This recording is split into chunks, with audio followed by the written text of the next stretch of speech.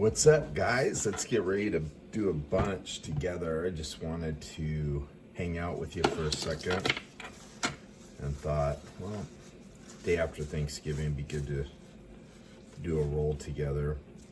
So basically what we got is Indonesian bouzouki. And this stuff has kind of got, like, if you're smoking pipe tobacco, and if you're familiar with like English blends, you know the Latakia, that smokiness of the Latakia, that's what we get in this bouzouki. It's interesting though, because I didn't think I would really like that in a cigar. But when it's mixed in with this aged Nicaraguan Seco, Jalapa, and a little bit of this Ligero that I got from Esteli, right here, we're just going to put that in the front of the cigar. It really actually works out well. So it's got that oolong tea, this bouzouki's got oolong tea vibes and Latakia. Sweetness too though, so it is nice that way. But like I said, on its own, and sometimes what we do is we roll puros, and you know, just to get the flavor profile of what it is that we're blending. And on its own, it's really not all that great. But when you bring these all together, it's actually a really good cigar. And I guess that goes with a lot of different things. You know, when you're cooking, if you just use straight vinegar and like some sort of a dressing, it would be nasty. But when you add things to that vinegar, it kind of, you know, it just has a way of all working together. And same with this. So I'm gonna get this rolled up, and then I'm gonna sneak that Ligero in there.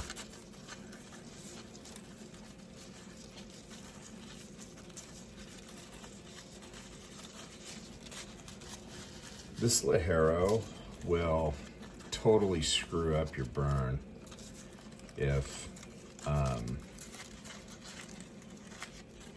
you don't get it in the middle. And it's important because I got tired of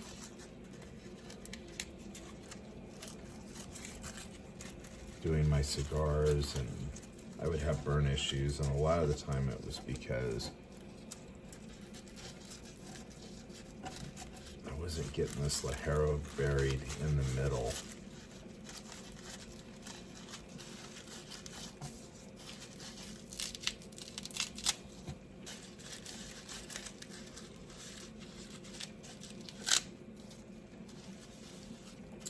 And now that we got it in the middle, we're gonna close that back door, so they say.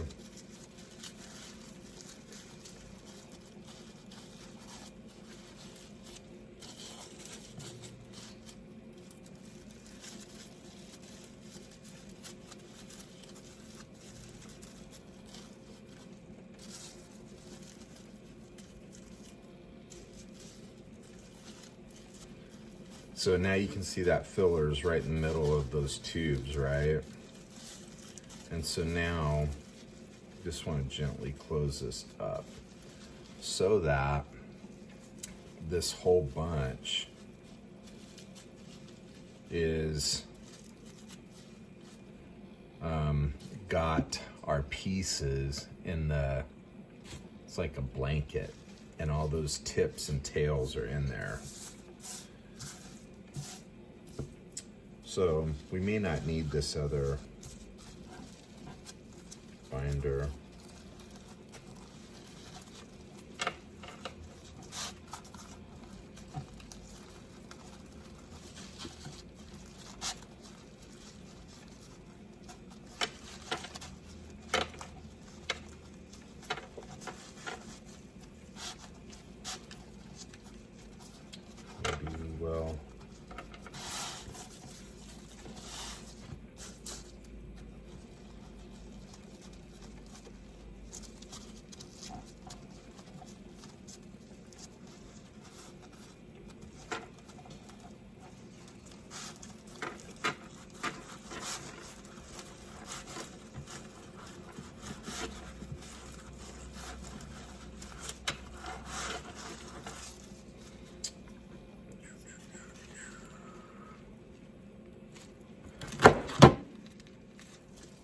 Sorry if I got that camera jerking on that.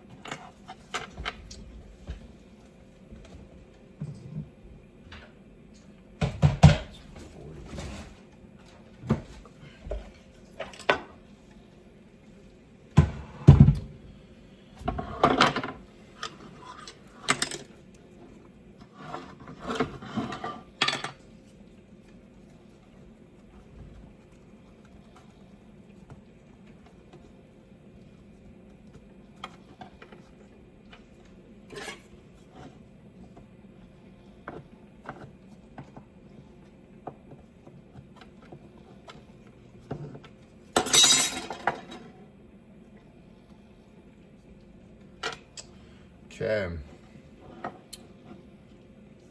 it's gonna make for a nice little wrap there. All right, be right back and we'll get to the wrap.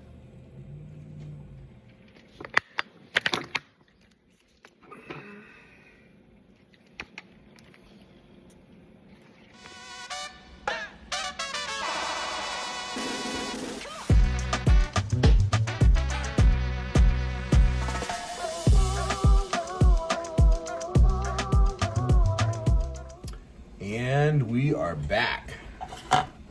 We got my wrapper being cased right now. And I showed you guys a video of how I've been doing that. And it's worked out great. You got the humidifier, and I think these larger companies are doing the same thing but at a bigger scale.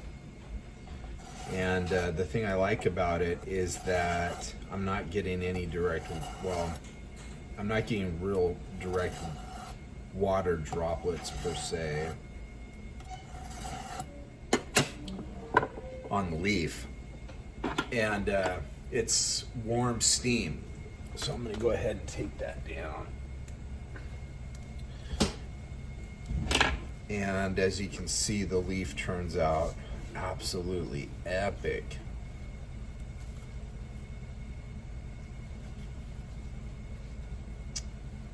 Can't remember what kind of wrapper this is. Ecuadorian Seco, I think. So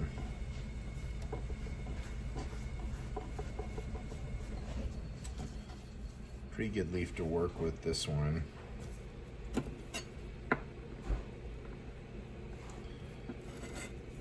It's thin, but it's not as thin as that. What was I working with?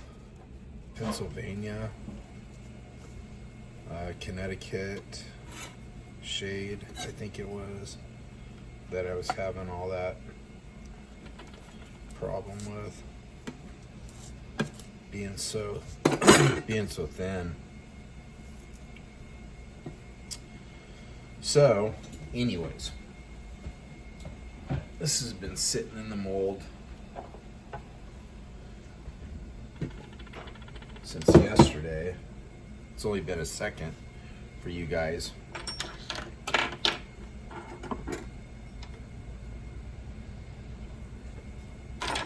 Test the draw.